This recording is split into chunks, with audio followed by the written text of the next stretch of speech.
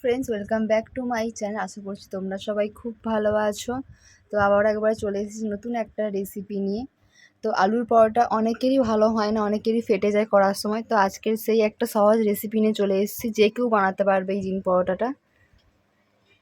তোমরা কিন্তু এইভাবে পরোটাটা বানালে পরোটার আলুর পুরটা কিন্তু চারিদিকে থাকবে। তোমাদেরকে আমি কেটে দেখাচ্ছি আমার ভেতরটা।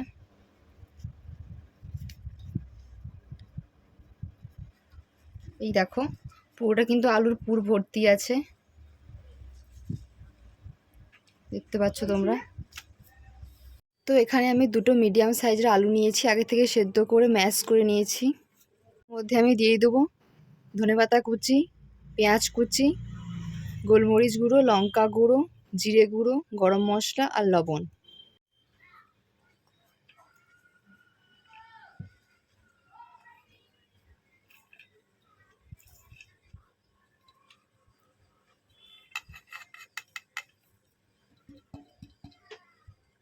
ভালো করে সবগুলো মিশিয়ে নেব।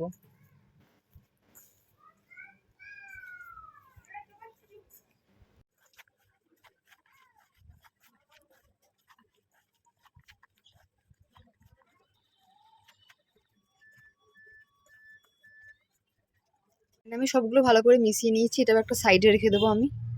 এখানে আমি চা খাওয়ার কাপ নিয়েছি, আর এই কাপ মেপে আমি আটা নিয়ে নেব। আমি এখানে ওই কাপের 3 কাপ মতো আটা নিয়ে নিলাম। স্বাদ মতো লবণ দিয়ে দেব। এরপর এটাকে ভালো করে মিশিয়ে নেব। তারপর আমি অল্প অল্প করে জল মিশিয়ে ভালো করে ডোটাকে তৈরি করব।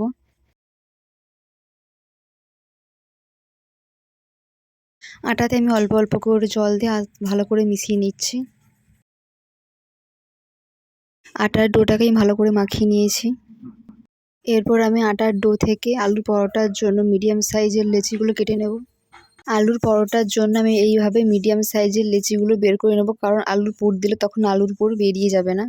এইভাবে আমি একই সাইজের লেচিগুলো করে নিয়েছি। এরপর আমি অল্প একটু আটা গুঁড়ি নিয়ে নিয়েছি, দিয়ে লেচিটাকে আমি মিডিয়াম সাইজের গোল করে বেলে নেব।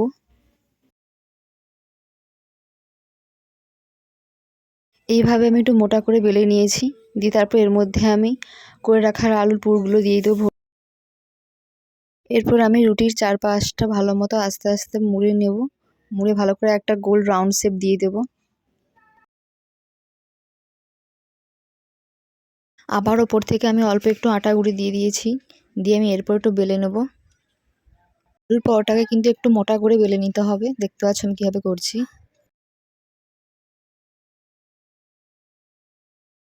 এইভাবে আমি একটু মোটা রেখে বেলে নিয়েছি, দেখতে পাচ্ছ। আর এইভাবে আমি সবগুলো বেলে নিয়েছি। এবার গ্যাসের উপর আমি একটা কড়াই বসিয়ে অল্প একটু তেল দিয়ে দিয়েছি। কড়াইটা গরম করে নিয়েছি, এরপর আমি পরোটাটা দিয়ে দেব।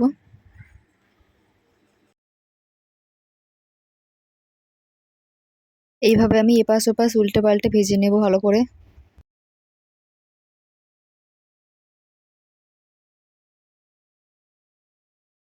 ওপর থেকে অল্প একটু তেল ছড়িয়ে দেব।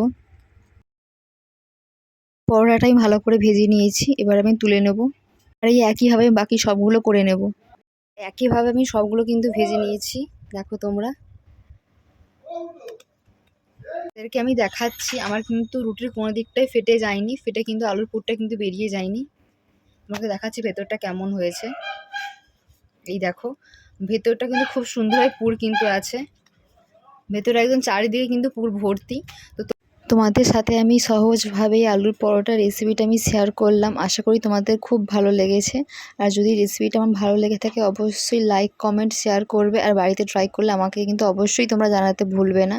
আর আমার রেসিপিটা যদি ভালো লাগে থাকে, এভাবে নিত্য নতুন রেসিপি বা অন্যান্য কিছু ভিডিও পেতে অবশ্যই আমার চ্যানেলটাকে সাবস্ক্রাইব করে রাখবে নিত্য নতুন ভিডিওর জন্য। ততক্ষণ সবাই তোমরা সবাই সুস্থ থাকবে, ভালো থাকবে।